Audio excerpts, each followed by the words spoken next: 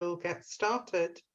Welcome everyone who's joining us for the latest in our World Reimagined series. My role here is simply to do the introductions and welcome from GCVS and uh, then hand over to Pennie Taylor, who will be chairing for the rest of the session. Um, when we started this series, I used to spend a little bit of time doing housekeeping and telling people how to use these online tools, but I don't do that anymore because you're all pretty well used to it, I think, by now. What I would like you to do, though, is to use the chat button and introduce yourselves and say where you're from, because we've had people because it's online, coming from all over the place, and it's nice to see the spread of the audience. So I'm now going to hand over to Pennie to take over from now.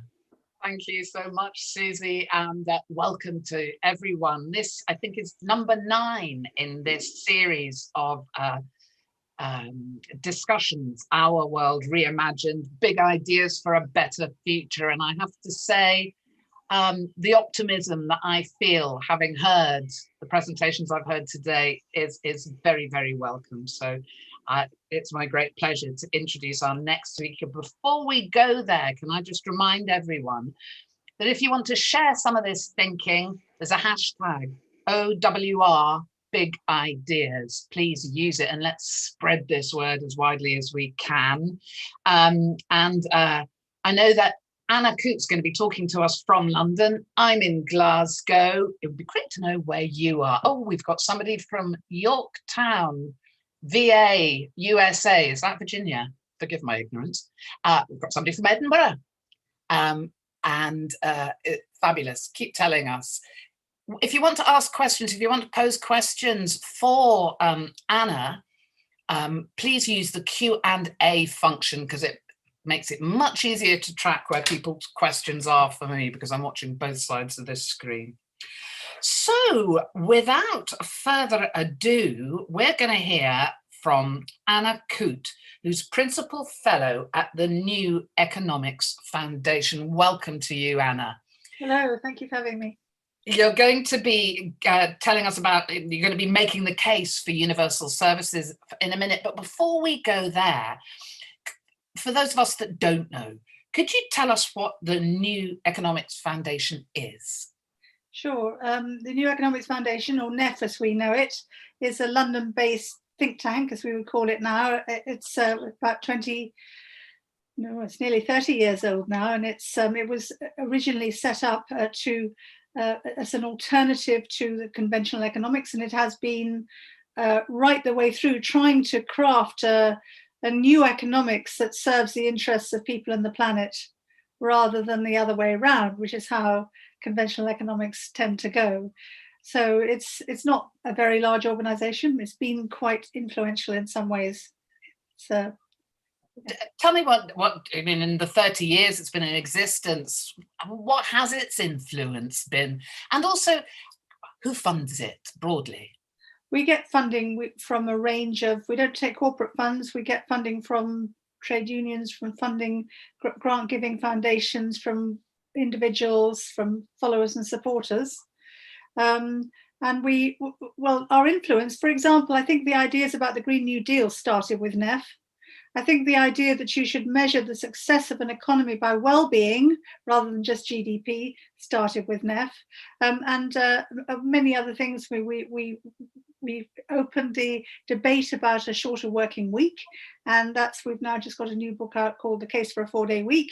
And I mean, I could go on. We've done stuff on banking and so on. I mean, don't get me started. It's wonderful, no, but it's really great and well done for ploughing those furrows for the last 3 decades at least. Do you feel your time is coming now? Do you feel that this is a time of optimism for NEF? Oh, who can say? You know, I think a lot of our ideas are now much more mainstream than they were. I mean, if you take well-being, Green New Deal, 4-Day Week, just the ones that I've been more engaged with than others, They're much more prominent now than they were. Whether, it's a balance between how strong our ideas are and how much they've spread, and then the external influences that might make them more difficult to implement. So that, and we're really at a crossroads now, I feel, between, can we build a better society with these ideas, or are we going to go backwards into some new dark age? But I like to be an optimist. I don't think I'd be in this business if I wasn't an optimist. So now, before I hand over to you, Anna, one final question. What has brought you career-wise to this point with NEF? What's your own background professionally? Well, that again would take a good time to tell you. Hot it. Since you're in Scotland, I'll say I was at Edinburgh University. I started my life as a journalist, actually, and then got into the world of think tanks through my interest in social policy, in feminism, social policy, and since I've spent 9 wonderful years as a commissioner on the UK Sustainable Development Commission, which taught me a lot about how all these issues interact. And then I went to NEF to try and find a home after the Tories had abolished the Sustainable Development Commission. And this is like the next stage, or the latest stage in the work that I've been trying to do to rethink the welfare system, I suppose you could say, in a way that is appropriate for our times and for the future. It's absolutely wonderful, and it's great to welcome. I do recognise the byline actually as well, so it's great to welcome another journalist who's delving into and has delved into these fields so deeply. Now, before I hand over to Anna, just to remind people, if you'd like to pose questions to Anna yourselves, please do it in the Q&A. Use that Q&A button at the bottom of your screen. If you roll your cursor down, you'll see it. And we will have plenty of time to pick up any of your questions afterwards. But I wonder if I could please welcome Anna Coote to make the case for universal services. Okay, well, thank you, Penny.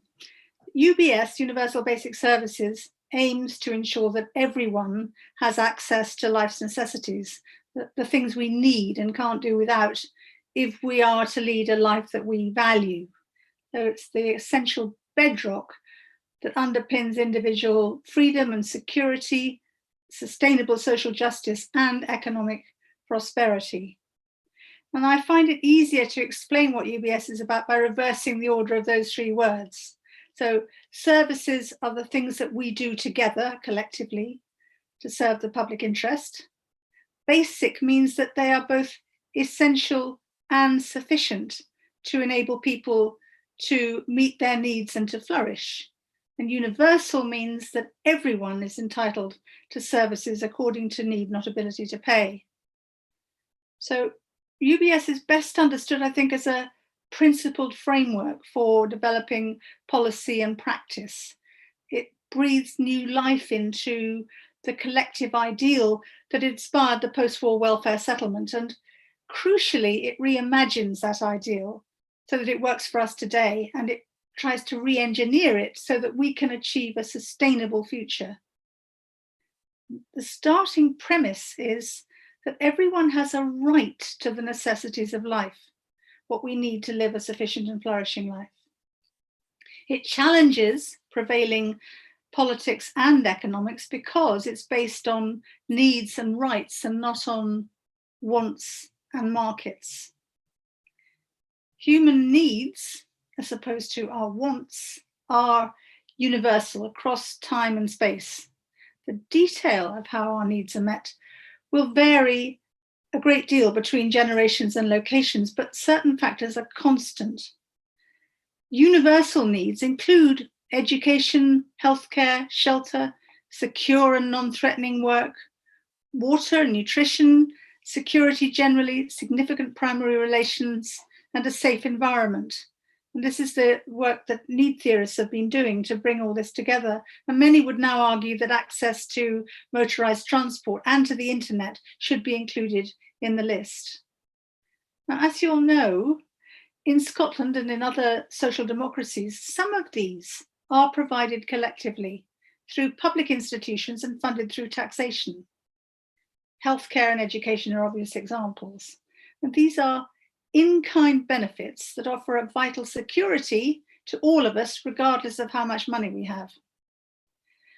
One of the reasons why we began to work on this subject was to provide an antidote to the campaign for universal basic income.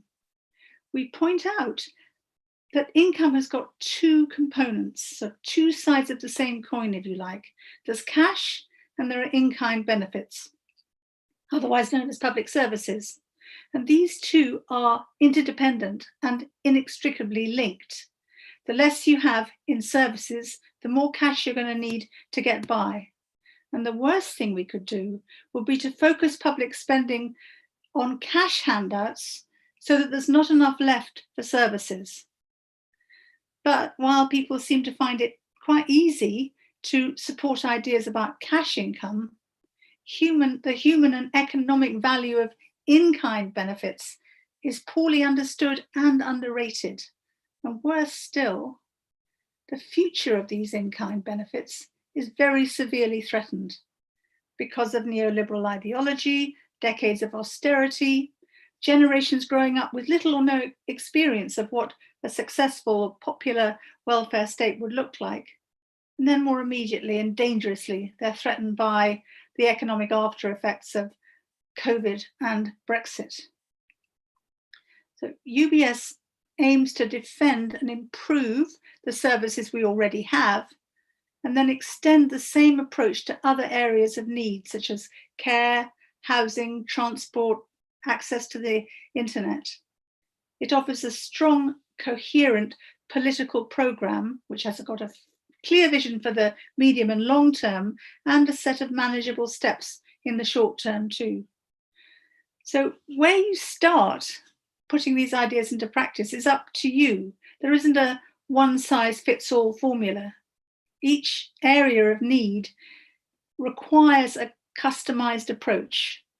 And what matters is recognizing what people need as opposed to what they want, and applying the same principled framework in each case when you're trying to meet those needs.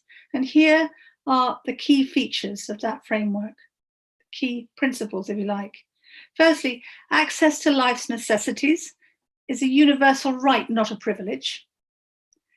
Access is based on need, not ability to pay. Power in deciding how needs are met is devolved to the lowest appropriate level. That's according to the principle of subsidiarity. Services are delivered by a range of organisations with different models of ownership and control, but all of them have to share a clear set of enforceable public interest obligations. You've got to have meaningful participation in the planning and delivering of services by residents and service users, working in close partnership with professionals and other service workers. So co-production is a byword here. You have to have clear rules and procedures for establishing and enforcing entitlements. And last, but perhaps most important of all, services must be sustainable and promote and enable sufficiency within planetary boundaries. The role of the state is radically different from the days of the post-war settlement. It may provide some services directly where it's appropriate, but beyond that, it's got four essential functions. Firstly, to guarantee equality of access between and within localities. Secondly, to set and enforce ethical and practical standards. Thirdly, to collect and invest the necessary funds, distributing them so that you can maximize inclusion and fairness. And fourthly, to encourage and support the diverse models of delivery and control, and to coordinate activities across the different areas of need to get the best results all round. So that's a quick summary of the UBS framework, and what would it look like in practice? Now, the most useful thing I can do is to urge you to read the book, because there's a lot of detail in there that I simply haven't got time to go through today. What we've done is we've looked at what's happening in different countries, mainly in Europe, but not exclusively. And we've been looking for examples of good practice that we can build on. We looked in detail at childcare, adult social care, housing, transport, and access to the internet. That was all we had room for in the book. But this approach could apply equally to food. We've put in a brief note about that, to utilities, parks, and other local services. So just a couple of very brief examples, and I can't do justice to them, but so for example, with childcare, we can learn a lot from what goes on in Norway, because there's a strong tradition there of early education and care that's integrated into the education system. It has well-qualified staff. There's a relatively high staff-child ratio. There are consistent forms of childcare setting, that is the kindergarten, and continuity of care from the age of 1 to 6, which is when they start school. And it combines a legal guarantee of a place to all children with fees that are both low overall and income related. So that's childcare. When you get onto something like housing, it's a different matter.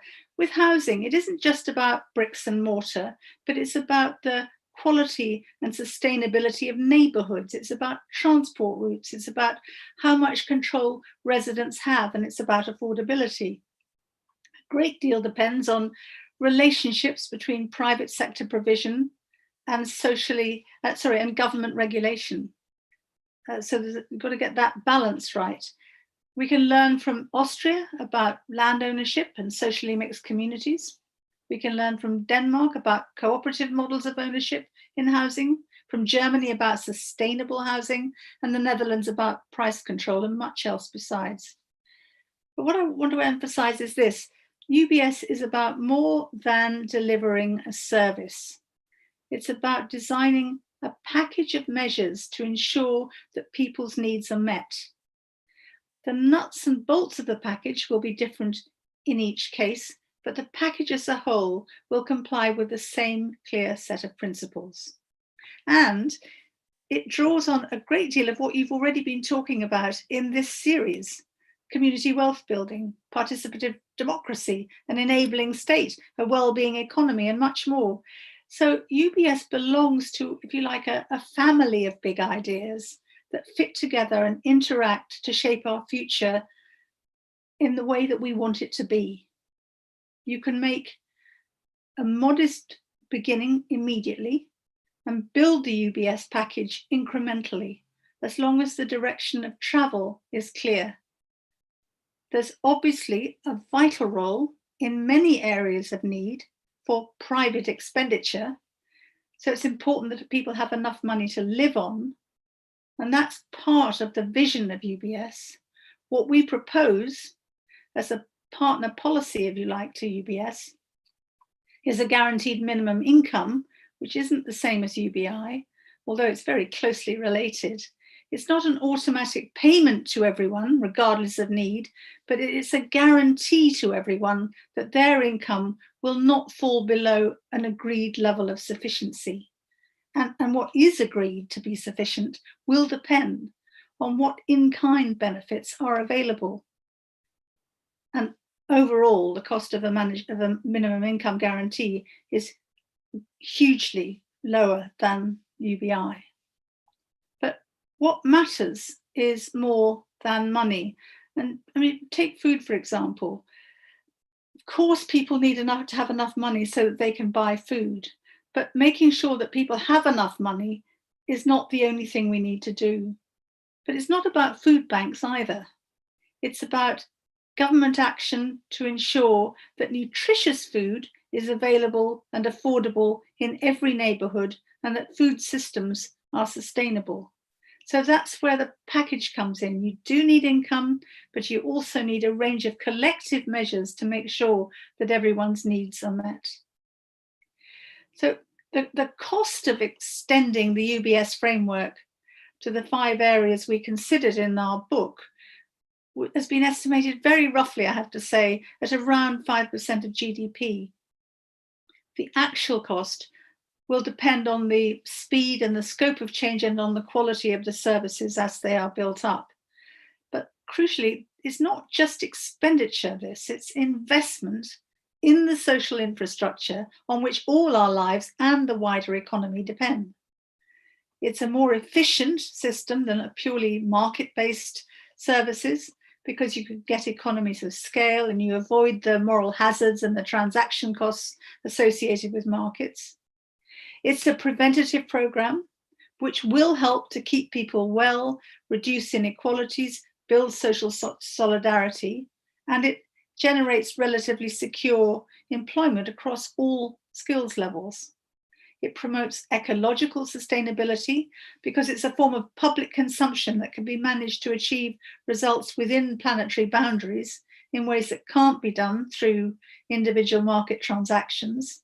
There's a lot more detail on this in the book.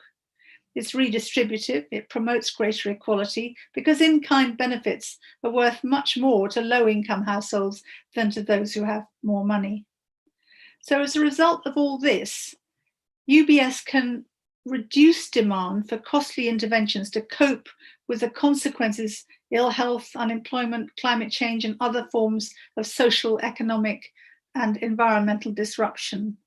So there's a strong return on that investment in social, environmental, and economic terms. So I'll stop there. I'm not sure whether I've used up my time, but perhaps we can go on to questions. Yeah, wonderful. Thank you so much. A fascinating concept you present there.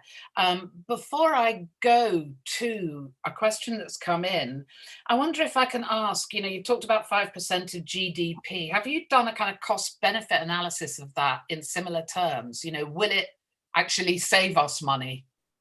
No, we haven't, but we've drawn on other work that suggests it certainly would in the longer term. I mean, these things are all really, we are part of the trap of conventional economics. It traps us all in thinking we have to do a cost benefit analysis in conventional economics terms. If you're thinking about measuring in terms of social value, well-being, sustainability, you get a very different kind of result.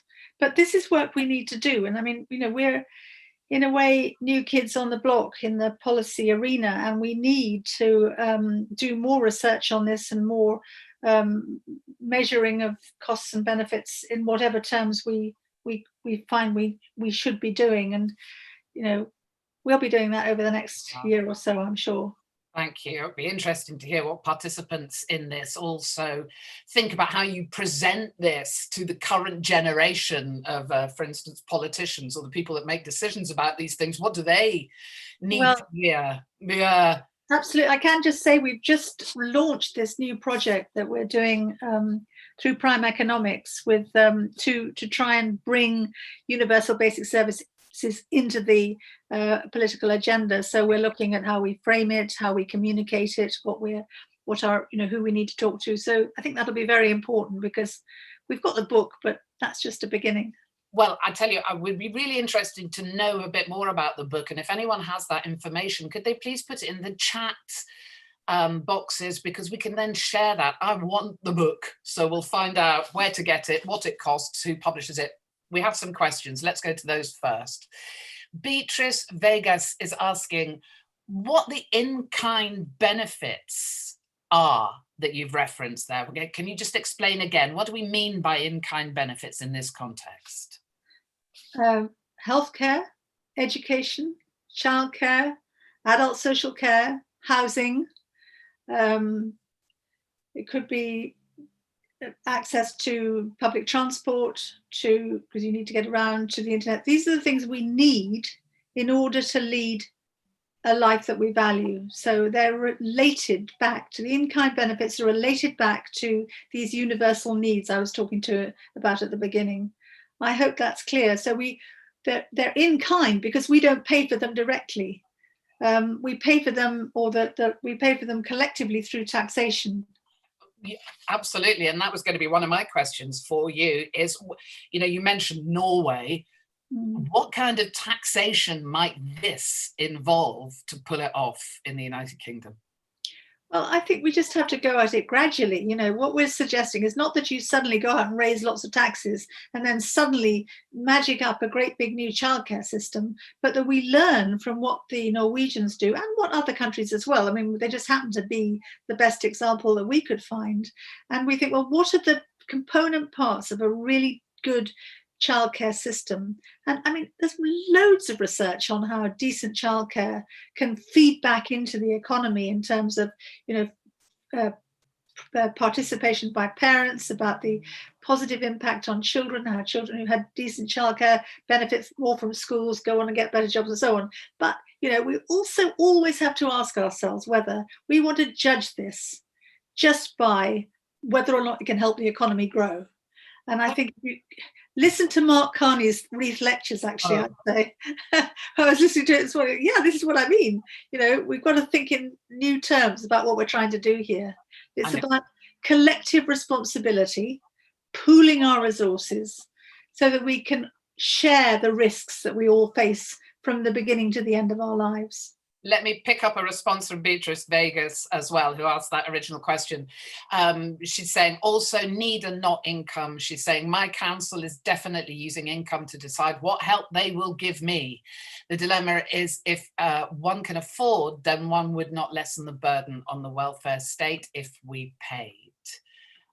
We can pick that up later. Let me pose a question put by Pauline Hinchin.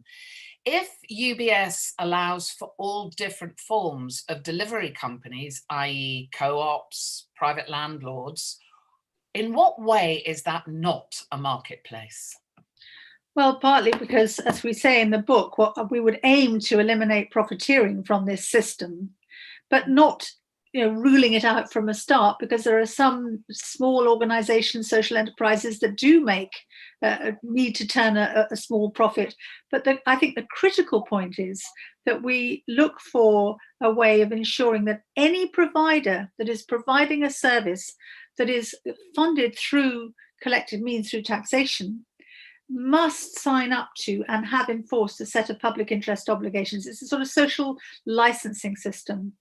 And it's not unfamiliar to us. This is what happens in some kinds of commissioning through local authorities. But we need to have a much stronger system of social licensing for providers who aren't directly state organizations. So would you, for instance, promote, I was struck by, there was a particular builder, I won't name them here, but it's not hard to find out who they are. We're making 60,000 quid profit on each unit that they sold, for instance. Would you be restricting profits then? You talked about, you'd restrict profit. Well, I certainly think that should be part of it. Yes. Yeah. Yes. Yeah. Profit extraction doesn't belong in this system. We can't. Well, I mean, I would be pragmatic about how we build the system up and say that, we're going to have to deal with this, some of these kinds of private sector profit extracting providers, at least in the short term. And if they don't change their ways, then they will find they'll lose their contracts to other kinds of organizations. But then if you extended this into, for instance, we've heard about community wealth building, you could actually cut them out of the picture altogether, couldn't you? Yes, I think you could. And I think profit doesn't belong, as I say, it doesn't belong in this system, profit extraction, no. It's so interesting because, there you are, you're in London. I get the feeling that for us in Scotland, there's perhaps different conversations need to take place in those, two countries. Or do you think it's important that this is a UK-wide approach? Well, my personal view is that we're going to get more action in Scotland than anywhere in England, and that Scotland is more likely to lead the way on this front, because and possibly also Wales, because it's so much easier to make change and devolve power and just get things going in countries that are smaller, and also you don't suffer from the kind of government that we have in the same way. So, I think I don't know whether I should think in UK terms or in terms of 4 individual countries within the United Kingdom, but it would certainly apply. This set of ideas would apply and be appropriate and relevant to Scotland, Northern Ireland, Wales and England and any other country as well that is at least in the, globally, but it would be different. It would be. And actually, if you think about localizing and you think about the situation, say, in the northwest of England at the moment, you can see that there's potential there as well. Absolutely, absolutely. Let me ask another question that's been put. Given that the pandemic showed that we can do radical if we try, i.e. job retention schemes and, you know, self-employed income support schemes, can we take the next step to really change our society and economy, do you think? So in other words, it's not build back better, it's build forward better. Yes, quite. Build forward better, build forward differently. I mean, it's I don't know. I mean, you know, I'm not a politician. I don't know. Today of all days is a difficult day to ask a question like that. You know, when we're teetering on the brink of just crashing out of the European Union, and with all the consequences that will bring. And I think that there is a danger, actually, if I'm honest, that the kind of decline that we could slip into from the after effects of COVID and the results of Brexit, both of which, in my view, were avoidable. Not all the effects of COVID, but many of them. We will find ourselves backing into a system which is more polarized, more conflictual, more inclined to scapegoat other people, more protectionist, more inward-looking, and that's a danger. But you know, then you just look at all the wonderful ideas that your series has been exploring, and lots of other progressive thinking around the country and all over Scotland and England. And you know, we have the ideas, we've got the knowledge, and then you put alongside that the fact that you've got the former governor of the Bank of England. I mean, anybody who hasn't, please do go back and listen to it. He's not, you know, he's not a crazy Marxist. This guy he believes in the market, he even talks about growth, but nevertheless, what he's saying about how we should manage the economy, it's like a light years away from what conventional thinking was, just a few years ago. I heard the trailers for that, and actually, if anyone can find us links, let's put those up in the chat function as well. Mark Carney, former head of the Bank of England, only recently stepped down, is giving the Wreath lectures at the moment on Radio 4, and I can't wait to hear them. When I heard the trail, I must say I texted a few people that have presented in this forum and said, listen out, because it's spot on.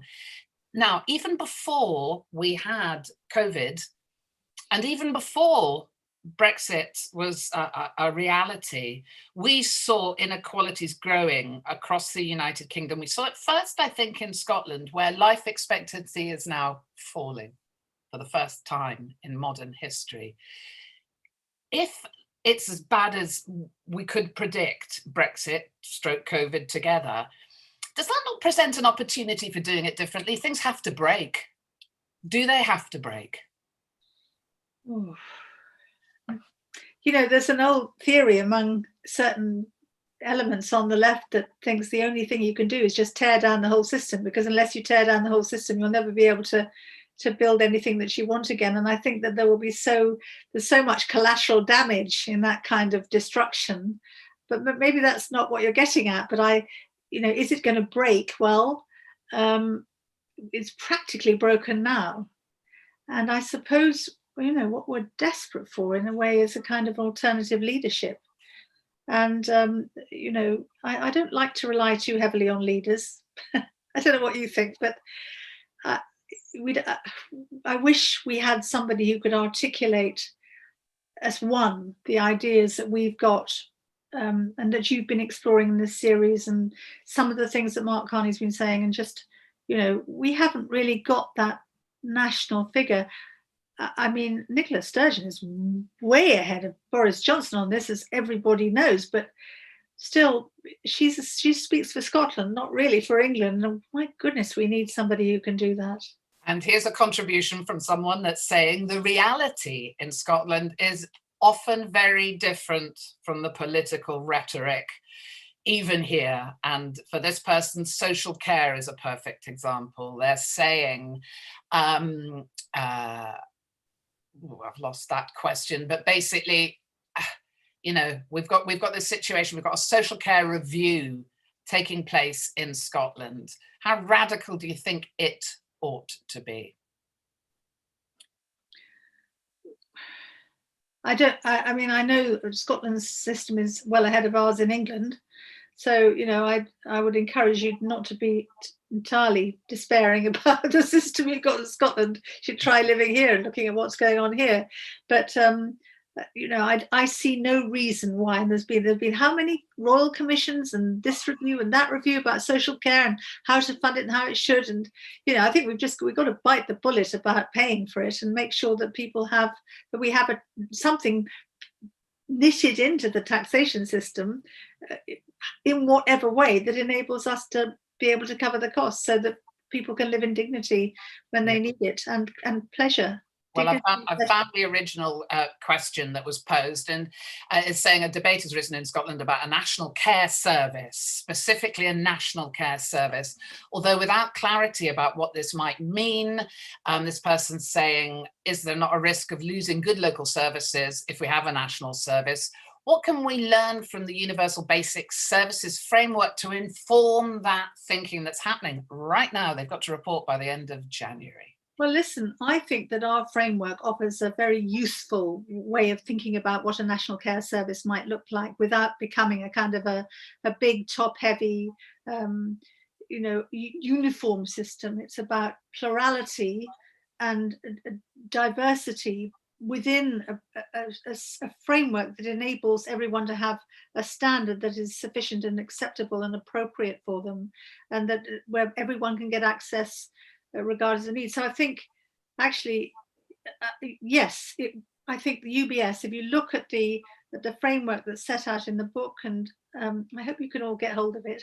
Has somebody managed to put up the They haven't yet. We've got a link to Mark Carney's lectures, which will be great, but we'll get the book on there for sure.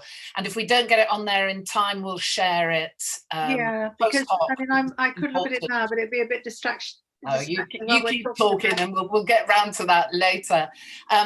Somebody else has, Beatrice Vegas, in fact, thank you, Beatrice, you're keeping us going in the Q&A function, making a comment.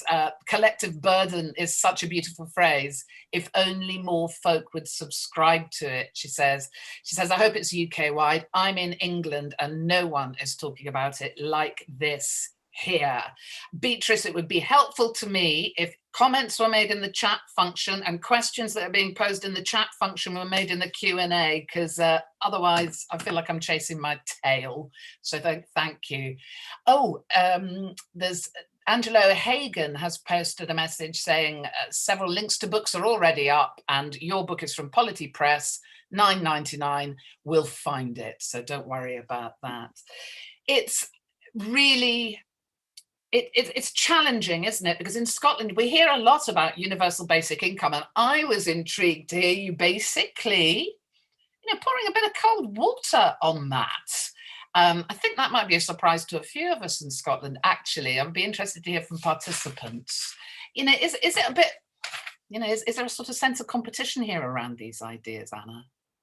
I don't think there is now. What we're trying to do is say, I think there is a common platform, but UBI is one of its great characteristics is that it means practically anything to practically anybody, and it depends on what it is. If it means a regular guaranteed cash payment to all that is at a sufficient level to live on, it would wipe out any funds that could ever be available for doing anything about services.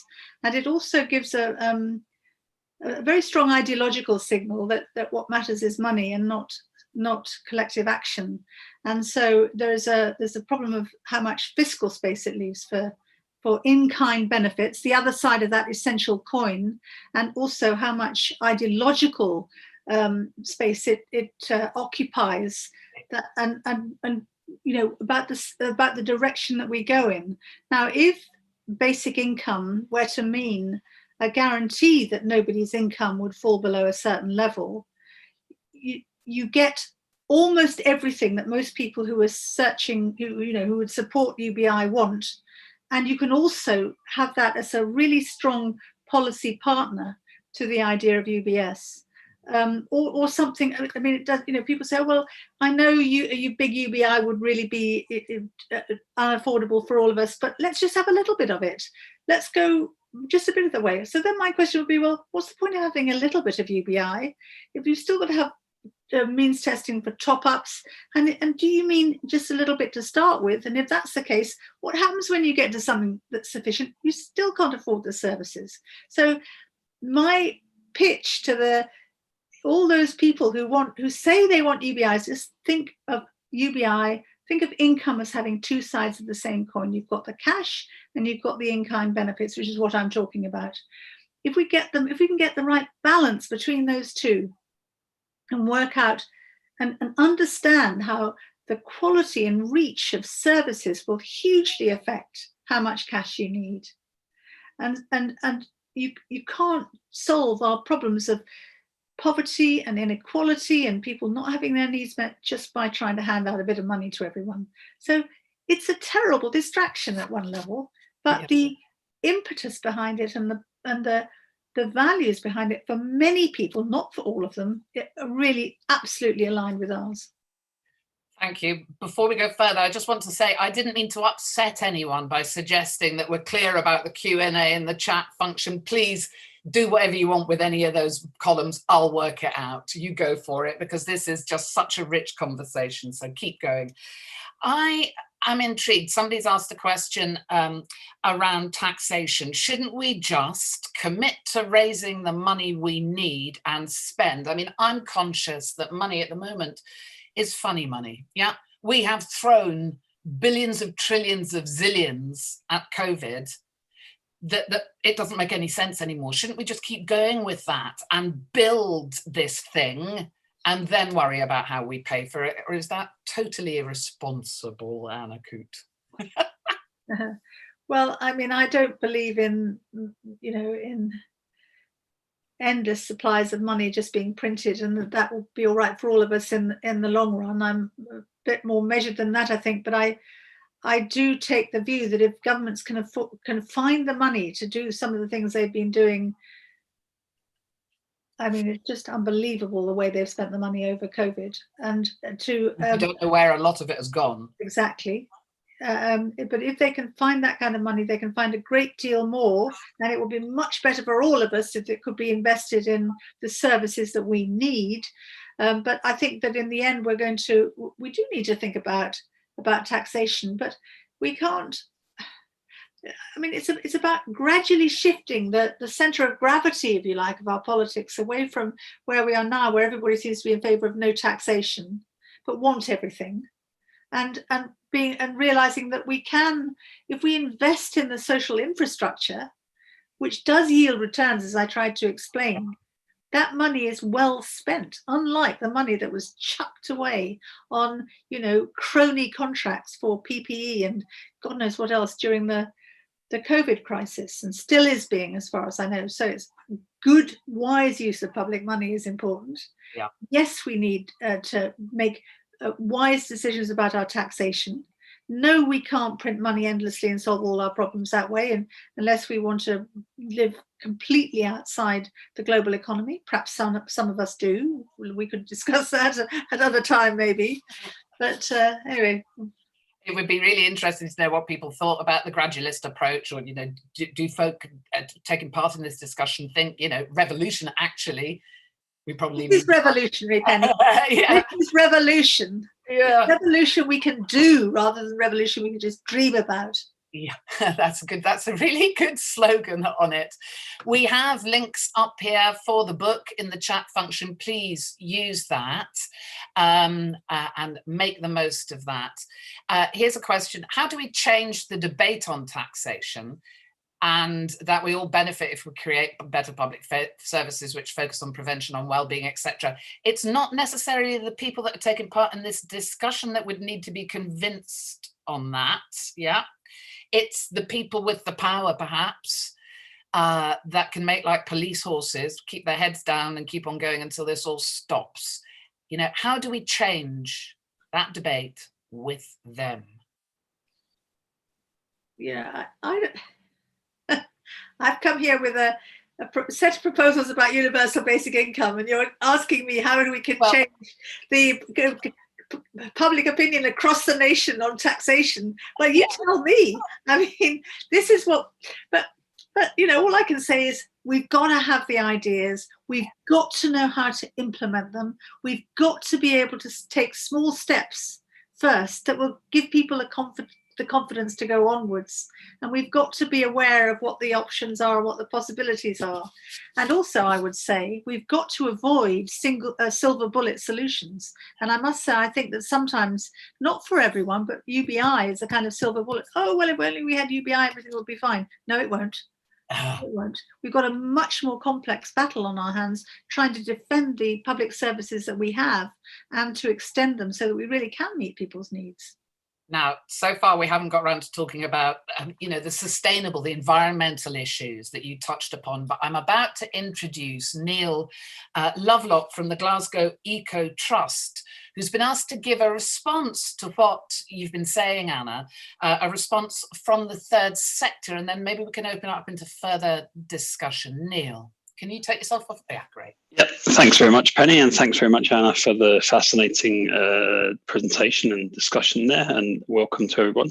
As Penny said, my name's Neil from Glasgow Eco Trust. So I think this is the fifth of the Our World Reimagined talks that I've listened into, and I'm very grateful for the opportunity to respond. I'm going to frame my response in terms of participation, and also try and link some of the other themes from the other talks. I think one of the things is are we trying to build the alternative, or are we trying to dismantle the current? And I think there's a bit of both in there. Obviously, this year has been a very challenging year for everyone, but the sector's responded massively in terms of showing that collective action, that clear vision, and we've had to respond to the pandemic, but also the impact of the pandemic has been much greater due to a decade's worth of austerity and public sector cuts. Many of the services that Anna mentions that could be part of universal basic services are currently services that the third voluntary sector, social enterprise sector, or maybe the people and planet sector, to get rid of some of their acronyms, are currently delivering. So it's a case of building on that. In addition, here in Scotland, we've got a very strong and enabling legislation and policy framework. One of the talks that hasn't happened has been the National Performance Framework, but one of its purposes is to give opportunities to all people living in Scotland, and one of the values is to treat all our people with kindness, dignity and compassion.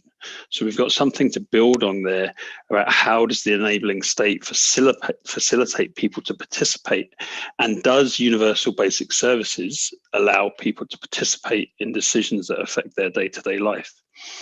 So, and if we look at it from an asset-based community development point of view, then people are usually the biggest asset in a community. And at the moment, there's a lot of barriers that are stopping people participating, and they're stopping people fulfilling their potential and flourishing.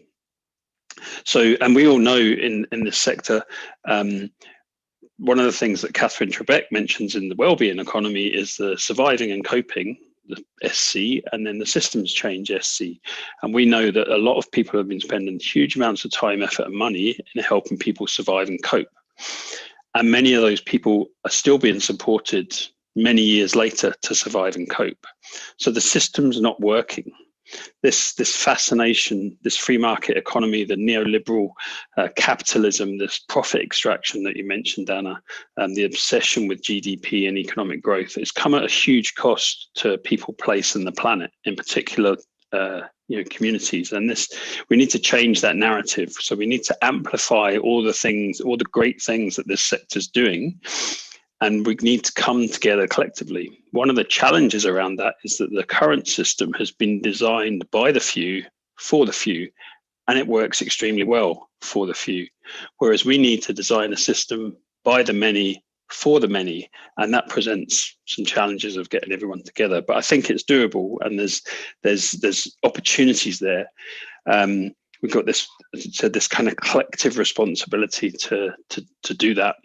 And that comes down to things like community wealth building and looking at how those contracts are delivered and how they're this profit extraction. So we've got a social enterprise model. We've got other legal entities which have asset locks. They have the profit is made, but it's reinvested. It's not distributed. And this, for me, is, if we think about two of the services you touched on, Hannah, was digital inclusion and broadband. So I'd just like to ask people, if this had been available as a universal basic service, how different would the response have been from the sector? It would have been huge. I mean, digital exclusion has been a massive barrier to try and overcome. And also, if we use the universal basic income, just as an example here, and we can follow the money, that if we were to give someone a payment and they had to make their difficult decision between whether it's food, heat, data, and they chose data, that money then goes into a private company, shareholder dividend, and the money comes out of the system. Whereas actually there's the potential for broadband provision to be done by a community enterprise, social enterprise. And that money would stay in the system a lot longer and work a lot harder for those communities. And similarly with transport. So here in Scotland, we have, I suppose, a partial UBS, that there's the Scotland-wide free travel scheme. We've got the free bus travel for under 19s, which has been delayed by the pandemic. And we've got a thriving, hopefully a thriving community transport system network, but we've got privately owned bus services. So we've got Get Glasgow Moving, a campaign to re-regulate the buses here in Glasgow, and also asking for public ownership of buses. So there's no reason to think that communities can't be running their own bus services. In London, you've got the London Regional LRT, London Regional Transport, but you've got it's all branded the same, but it's lots of different providers. So you've got the likes of Ealing Community Transport, very large social enterprise, what was delivering. So I suppose for me is, how do we use this collective leadership of the sector to build on all these fantastic examples, to build this alternative and come together as the many for the many, and to use I suppose we've also got the clock is ticking, but we've got opportunities. We've got Hollywood elections in May, we've got COP26 coming next November, and then we've got local elections coming the following May. So yeah, I'd just like to thank Anna for that very fascinating talk. Thank you, Neil. Now, to hand over again to Anna would be great to respond to that. I think Neil picked up on the participation issue, and this is something that really fascinates me as well as the third sector. Surely it's well poised now to come in and demonstrate a different way of doing it, because I think Lothian Buses, actually, if you're talking about transport, is community owned as well, and a bit of an example in Scotland. The stuff we can be doing now, Anna. Yeah, you're on mute. Sorry. Yes, I think that's the whole idea between our insisting that it's not a return to the old days of the welfare state with everything being provided from the top down. But what we want to do is to stimulate and encourage a multiplicity of providers with as little profiteering as possible, and creating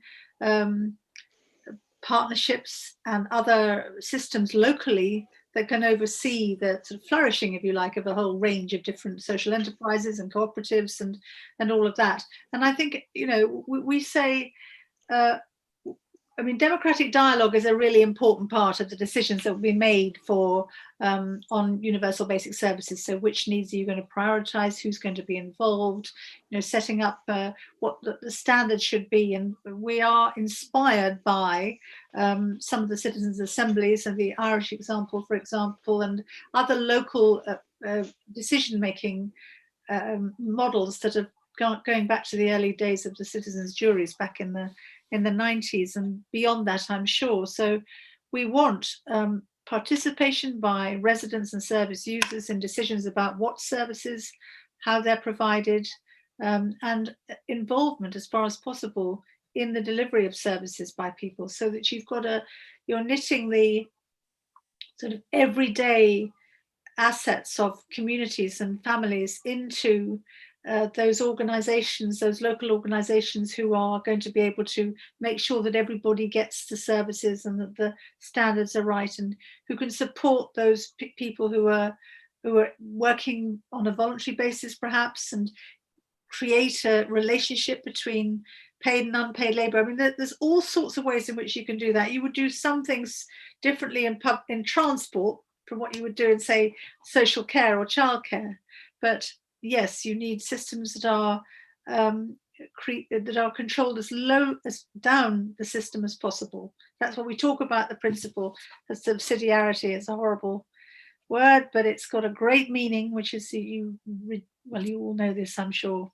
But anyway, so very important to have participation, wide social participation in these decisions. And we need to have good models of engagement to do that. And we can build them on what we already know.